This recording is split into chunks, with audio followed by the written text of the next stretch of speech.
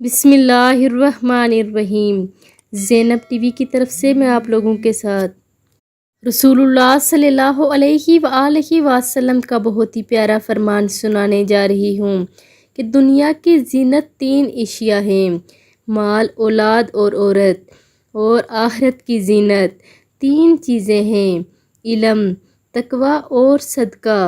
بدن کی زینت 3 چیزیں ہیں: کم سونا، کم کھانا اور کم بولنا۔ عقل کی زینت 3 چیزیں ہیں: صبر، شکر اور خاموشی۔ یہ 4 چیزیں دنیا کی زینت اور آخرت کی زینت، بدن کی زینت اور عقل کی زینت۔ جس نے ان 4 چیزوں پر عمل کر لیا اس نے دنیا کی ہر چیز کو پا لیا۔